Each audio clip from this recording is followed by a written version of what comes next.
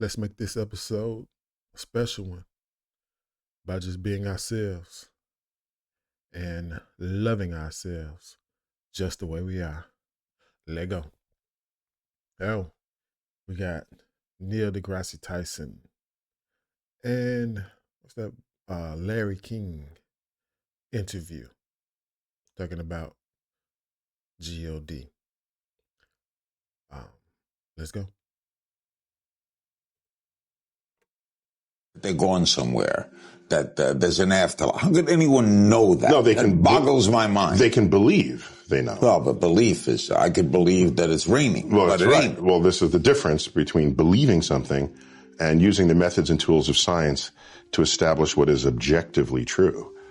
And what is objectively true is something that is true outside of your belief system. That's what science is. Facts and belief. I know the religious people believe, the scientist says prove. What do you believe? What do you think happens when we die? Nobody knows. Well, so I can make some unassailable statements about what happens when you die. So you spend your life eating food. Food has a calorie content, and calorie is a source of energy. Calorie is a unit of energy. You bring it in, and then the energy is available for you to maintain your body temperature at nearly 100 degrees. It's 98.6. How do you keep something at 100 degrees when nothing else around you is? You're burning energy to sustain that. Because biologically, we need to be at that temperature to function. Okay? Are you drowning in payday loan debt? Have you taken out multiple payday loans and are unable to pay them back? You also need energy to walk and to move. That's why you eat food. The moment you die, what happens? You don't maintain the energy. Your temperature drops. How far does it drop? To room temperature. Mm-hmm. At a funeral, in the casket, if you touch the hand of the person in the casket, your first thought is, the body's cold. No, it's not. It's room temperature. I haven't watched this, but I watched Neil deGrasse Tyson a lot. But it's cold compared to 100 degrees. They're no longer burning this energy. Okay, so now, every one of your molecules has energy within it. If you get cremated, that energy gets released in the form of heat. And you heat the air, and that air radiates to space. You get buried, which is how I want my body to be disposed of. Bury me. Bury me. Because you know why? I don't want the energy content of my body to just get radiated out into space of no use to anybody. Put me in the ground. Let the worms, microbes come in and out of my body. And the energy content of my body that I had assembled over my lifetime, consuming the flora and fauna of this earth, my body then returns to them. And thus is the cycle of life. I know that's going to happen because you can measure where the energy goes. And that's how I want to go out. But you're not conscious, and that's for eternity, right? Yeah, there's no evidence that I have any consciousness of anything. And by the way, is that so weird? No. Did you have consciousness before you were born? No. Were you saying, how come I'm not on Earth? My gosh, I need to be on Earth. Or where am I? No, there's just the state of non-existence. And so I'm not given any reason. But now I am born, and I can't stand the thought of... People believe in the afterlife, but if you believe in the afterlife, why do you not believe in the pre-life? Non-existence. See, I already have existence. I accept. Okay, it is true. We fear death because we are born knowing only life. Right. I get that. However, I take another view because I've been asked, if you could live forever, would you? Yes. Okay, we're done with the interview. Yes. No, okay, sure, that's an attractive idea. But the way I look at it is the knowledge that I'm going to die that creates the focus that I bring to being alive. Mm. The urgency of accomplishment, the need to express love now, not later. if we live forever, why ever even get out of bed in the morning? Because you always have tomorrow. That's not the kind of life I want to lead. But why, don't you fear not being around? I fear living a life where I could have accomplished something and didn't. That's what I fear. I don't fear death. There had to be something that provoked the beginning. Do you give them an A at least for trying to reconcile faith and reason? I don't think they're reconcilable. Okay, I'm sorry. Like I said, I didn't watch this, so I thought it was a Larry King interview, but looked like it's just a lot of Neil deGrasse Tyson talking about religion. Love it. What do you mean? Well, so let me say that differently. All efforts that have been invested by brilliant people of the past have failed at that exercise. They just fail. And so the track record is so poor that going forward, I have essentially zero confidence, near zero confidence that there will be fruitful things to emerge from the effort to reconcile it. So, for example, if you knew nothing about science and you read, say, the Bible, the Old Testament, which in Genesis is an account of nature. That's what that is. And I said to you, give me your description of the natural world based only on this. You would say the world was created in 6 days and that stars are just little points of light, much lesser than the sun. And in fact, they can fall out of the sky, right? Because that's what happens during. According to Christianity, Judaism, and what's the other? Christianity, Judaism, and what's the mother? Allah, the Allah people.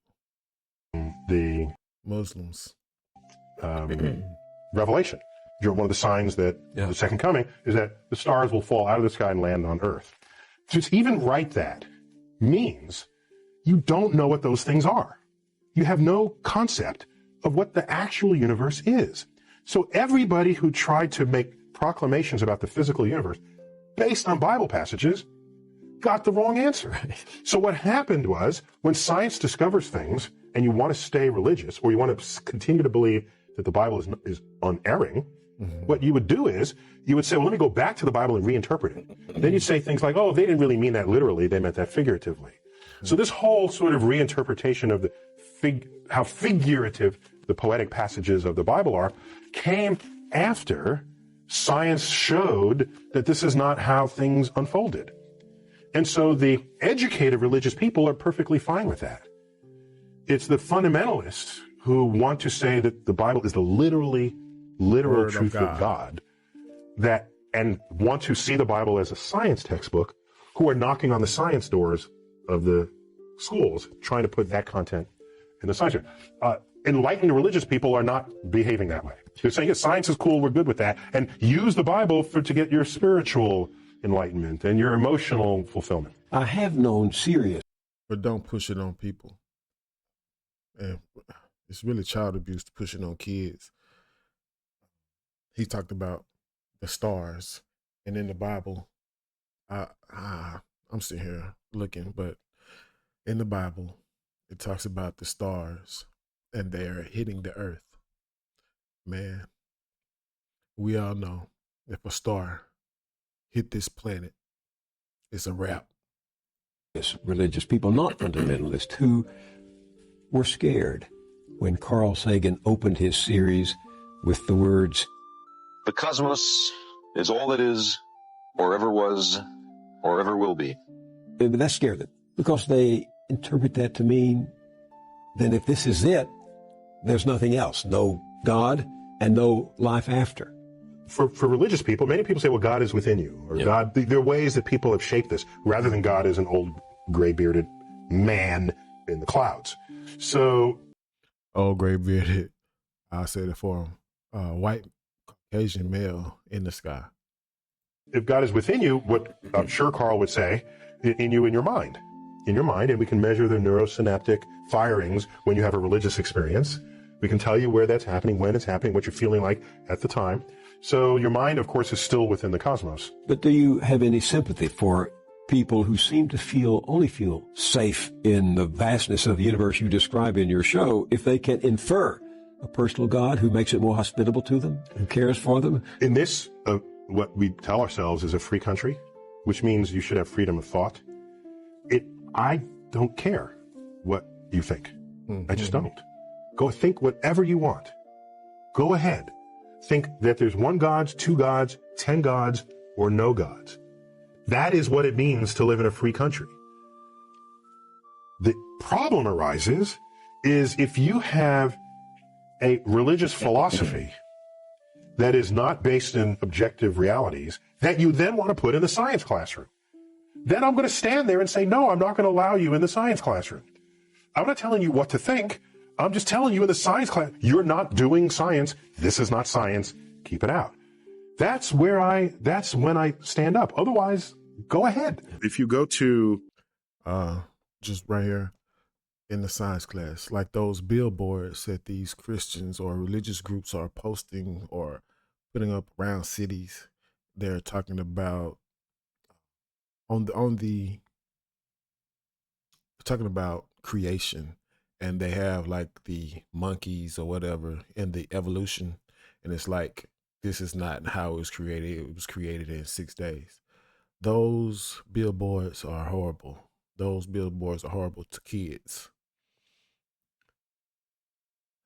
To say that the universe was created in 6 days is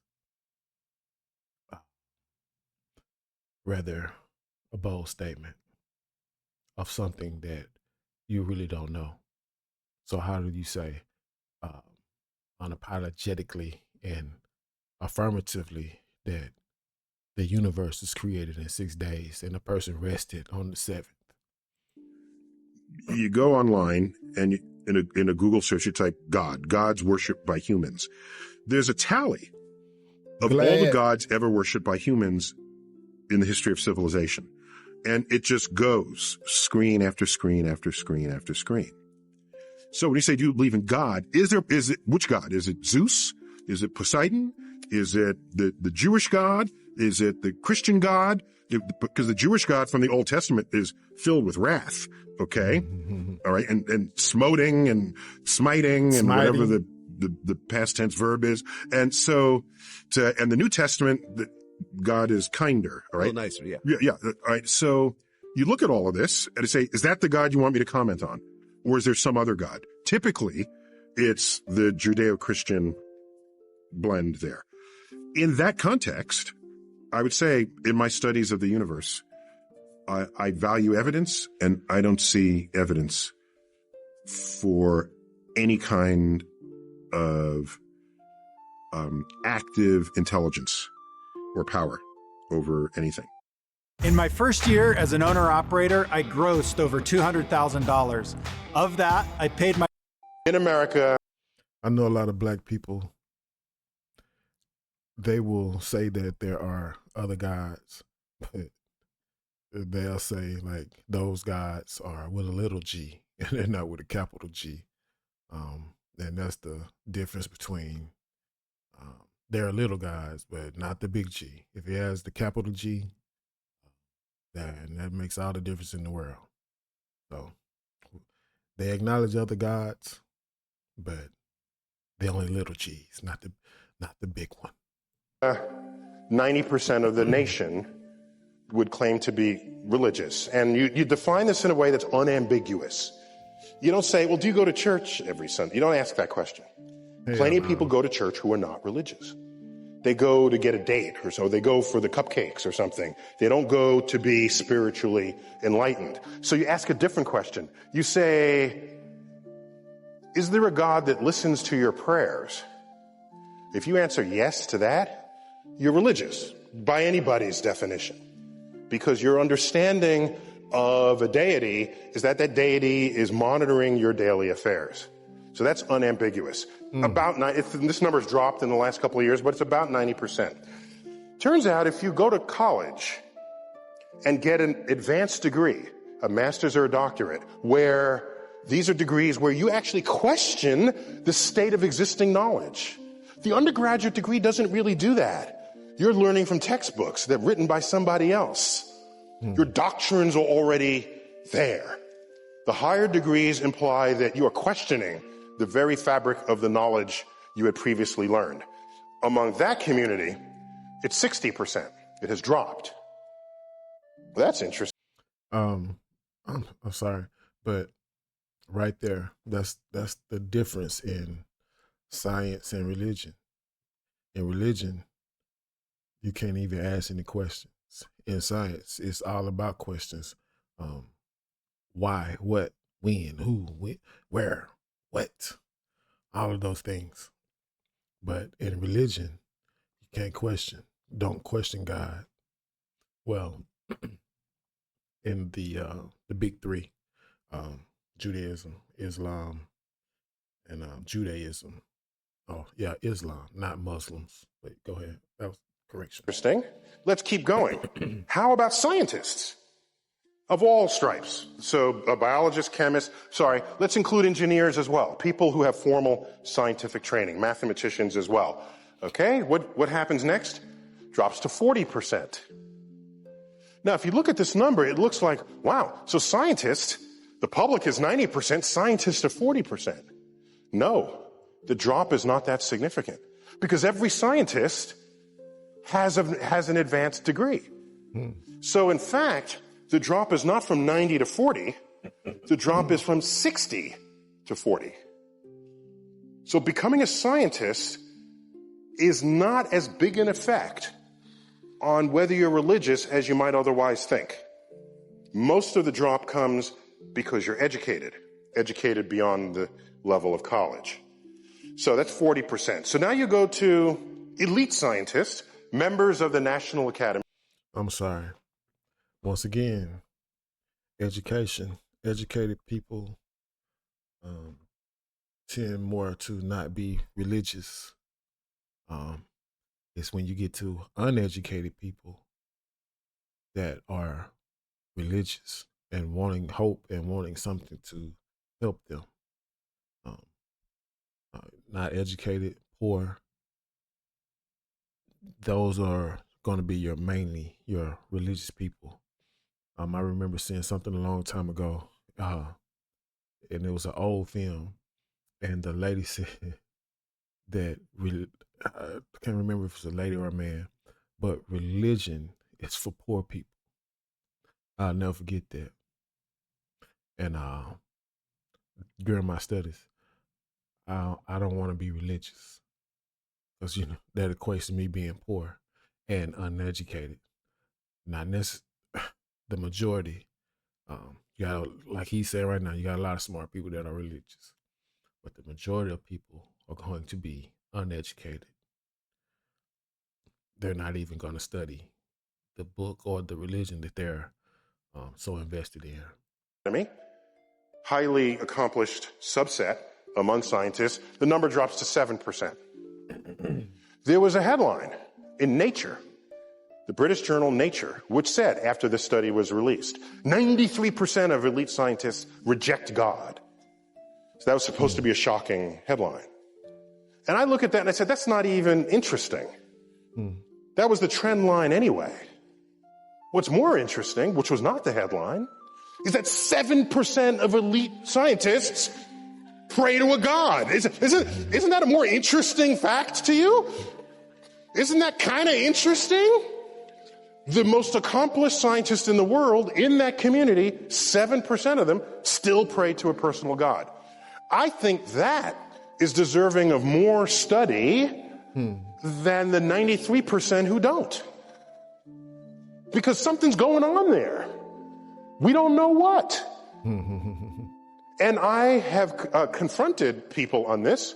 I would say to the most sort of vociferous in the atheist community, I would say, you're beating the public over the head, telling them, why are you doing that? And I'm thinking, before you beat the public, why don't you beat them over the head, okay? No, I'm just saying, if you're going to rank, if you just, because you understand that first, because if you can't convert that 7%, you've got no hope in the general public. That's all I'm saying. This is among the ranks of the scientifically educated. Now, philosophers basically invented atheism. And if you do this, if you check the statistic for philosophers, it's below 1%. There are no religious, the only religious philosophers there are, they're like theologian philosophers, all right? If you subtract the theologic philosophers, this number is essentially zero, all right? So they're basically birthed atheism, the philosophers. If you're a man who makes at least 150 grand a year and you're still embarrassed to take your shirt off at the pool, I will get you shredded. And there's this talk, I don't know here in Australia, what does the Bible in the public school class or not? Do you want the Bible in schools? Should it be in the classroom? Should we take out the science books and put the Bible into the classroom? No, is it by law or is it just by tradition? Is it by law? Okay. So in America, there's this understanding that the state and the church are separate. And by and large, that's been honored for most of the history of the country, by and large. And what's interesting about America, a point that was a little bit alluded They used to make us pray in school, but I'm older. To earlier today, is that it was founded on the principle that the state has no religion. The state is indifferent to what religion you might have. So that means there's no authority over you that's going to tell you who and what to worship. And that's a state that we all take for granted, but so many places in the world that is not true. Well, there's a case in New Jersey where a middle school kid was lectured to by the history teacher in a public school, and the history teacher said, if you don't accept Jesus as your Lord and Savior, you are going to hell. And there's a little Muslim girl there, said you are already damned to hell. First point. Second, that Noah had dinosaurs on his ark. Third point he made is that Big Bang and evolution are just theories, and you can take them or leave them. So, I don't, like I said, I don't get into these. I just don't. We got people who do this. Hell. It's a big world. So how do you just say your religion is the only one that is correct? How do you not acknowledge other religions and study other religions to learn their ideologies and philosophies about the afterlife of where they think they're going, and also study science? It's a lot of studying involved. And it goes back to uneducated people and poor people who are not going to do the legwork to try to understand these things. We've got the four horsemen. Trying to be respectful and no cursing, and well, yeah. We got our boy here who's coming up after. We got people who fight this stuff. I'm not one of those, really. I'm doing this because, like, I know this is the bone I'm throwing you, but I don't do this. So, but then I thought about it and I said, I have an op-ed, a letter to the editor on this that I can write. And I left out the part about Jesus. I left that out. Because if that's how he feels, he wants you to be Christian, that's okay, fine. I left that out. I went to the rest of what he said. And this was my letter, as it appeared in the New York Times. Let's go. People cited violation of the First Amendment when a New Jersey, that's a separation of church and state, essentially. New Jersey school teacher asserted that evolution and the Big Bang are not scientific and that Noah's Ark carried dinosaurs. The case is not about the need to separate church and state. It's about the need to separate ignorant, scientifically illiterate people from the ranks of teachers. That's the problem.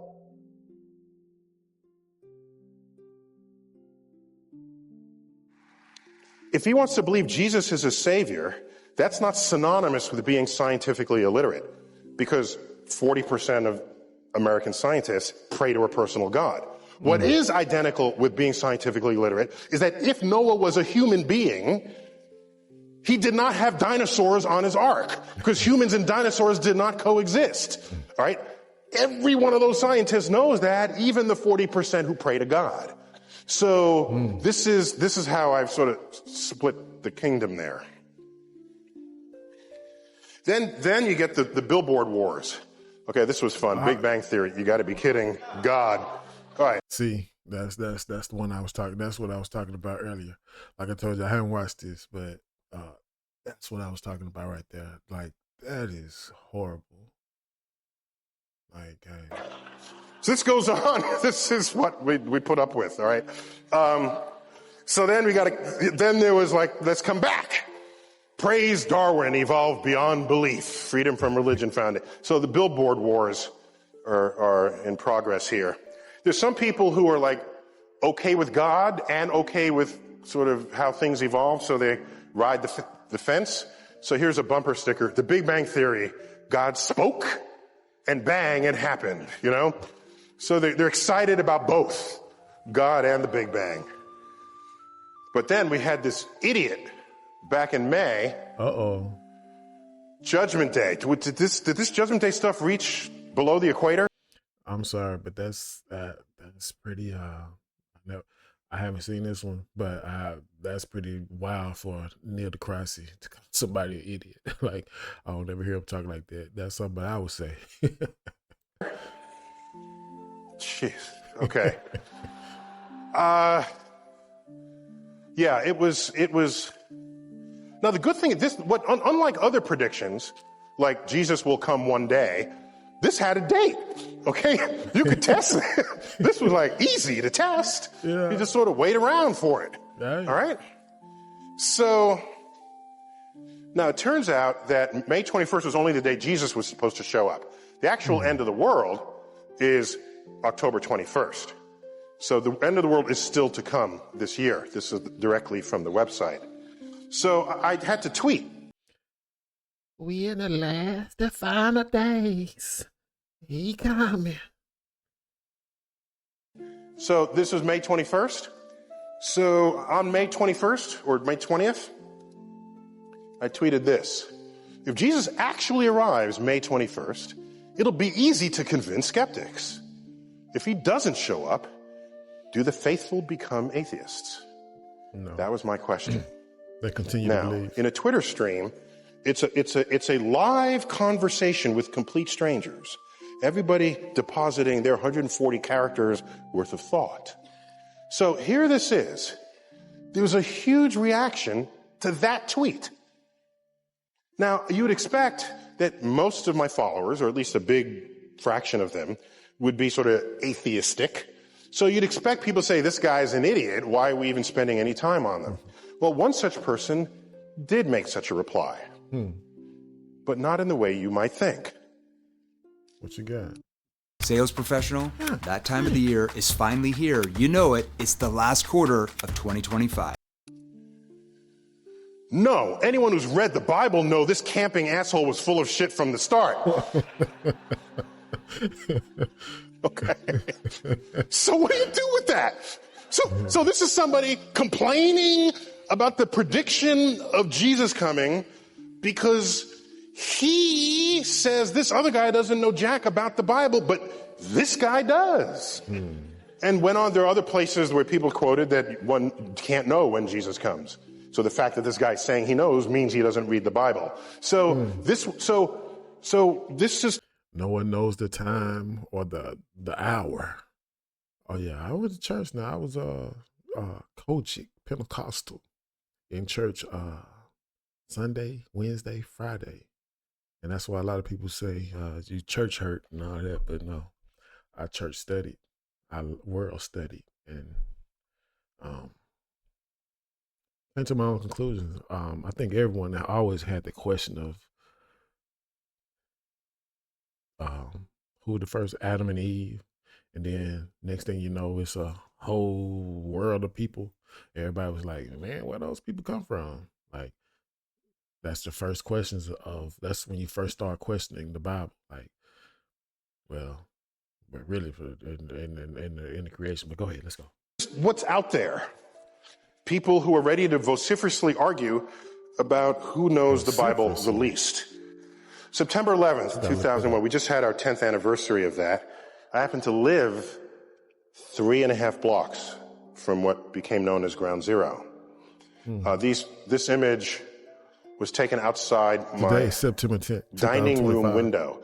The North Tower is on fire. These are 110-story buildings, the World Trade Center towers.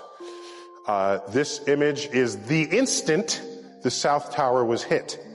It was hit from the left. You cannot see the entry point because we're blocked by this other black building. It's a hotel, a 50-story hotel, which is just kind of in the foreground. You see part of the South Tower punching out. This is before the jet fuel had ignited. And when you ignite jet fuel, you set a deflagration wave, not a bomb wave. It's a different kind of wave. It's not accompanied by a shock. This is a split second after that. The fuel has ignited, creating more pressure. And within a split second of that, the entire South Tower was engulfed. And this is fragments of plane and bodies and office coming out the other side. Now, why am I dragging you through this? 62 minutes later, both buildings had collapsed. Okay. And there was blue sky where there was once these buildings. This is directly outside of my apartment building, and the emergency vehicles had come. This is the pulverized World Trade. Where were you at? What was that? September the 11th, 2001. Like I say, tomorrow is September 11th, 2025. Where were you 24 years ago when this happened? I'll never forget this day. Trade Center, dust that had settled several inches of it. I say this because shortly after this gentleman got up, President of the United States, George W. Bush. This is actually my photo of him. I was in that room at that time when he spoke. See the medals there on the table? I was on a committee to tell him who to give those medals to the Presidential Medal of Science. And so he actually gave them to everyone we told him to give them to, except he didn't read their citations. He's smart enough to know not to pronounce any of the science words that were in the citation. So he put the medal around the neck. Somebody else read the citations. Shortly after September 11th, he gets up. I don't remember where he gave the speech. And he says, in an attempt to distinguish we from they, he says, our God is the God who named the stars. This is before I was on his Rolodex. You know, I could have saved him from himself. Okay? It's a loose quote from Genesis that says God named all the stars in the sky. Okay? First of all, it's the same God. So he's got that wrong. But Allah, God of Islam and God of the Jewish God, it's the same God. They call them different names, but it's the same book delivering you the same God. Big three. Apart from him getting that wrong, he says, our God is the God who named the stars. What he just... let's go. Yahweh, Jesus, and Allah. Just didn't know 2/3 of all stars in the night sky have Arabic names. 2/3 of all stars that have names these are all the Arabic star names. All of these. I don't think this is the point he wanted to make. I just think he figured that out. George. Like I said, it was before I was on his Rolodex. And so you say, well, how does this happen?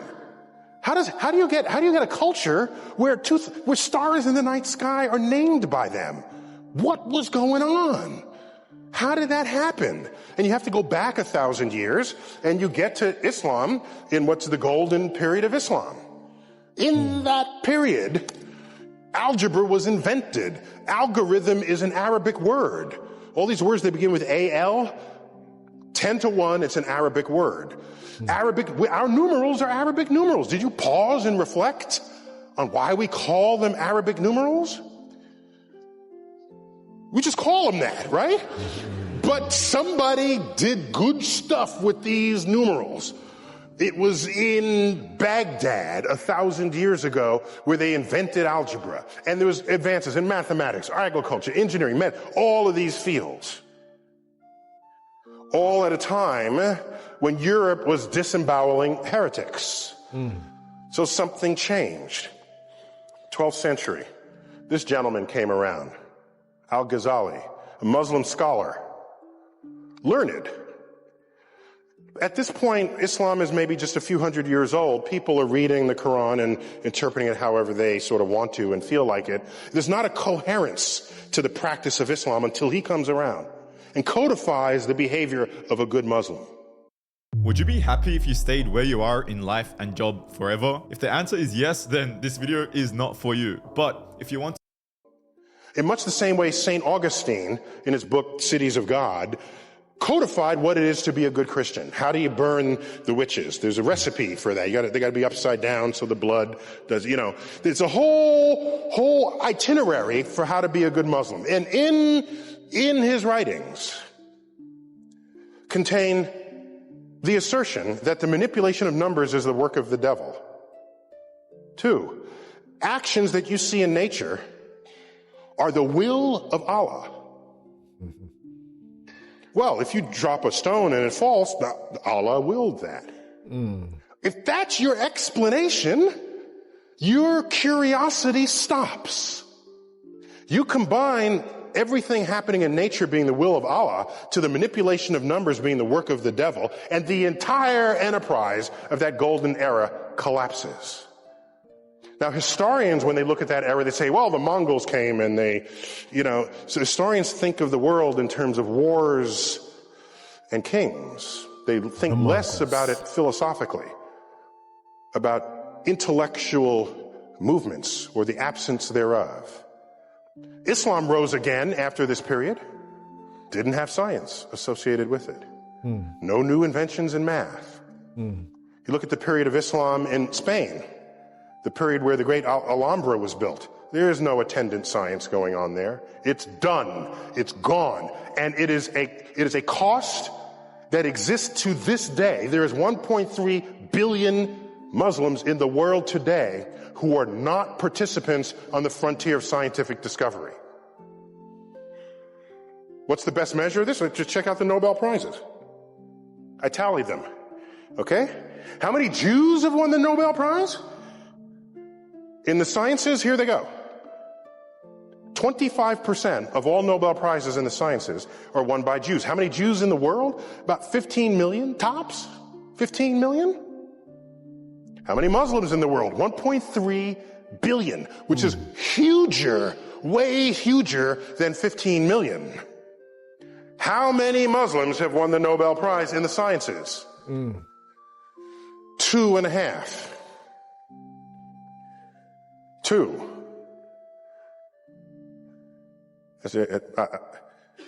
I can't bring myself to call economics a science. I'm sorry. I just can't. I've tried. I've really tried. I'm sorry. That's how many.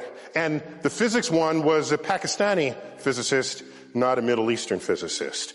So, Jews have 50 times the number of Nobel Prizes. They're 1/80th of the population of the Muslims. It has 4,000 times the impact. I lose sleep every night wondering how many secrets of the universe lay undiscovered because 1/7, what's the population? 1/6 of the population of the world is not a participant on the exploration frontier. What thoughts have gone undreamt of? Okay.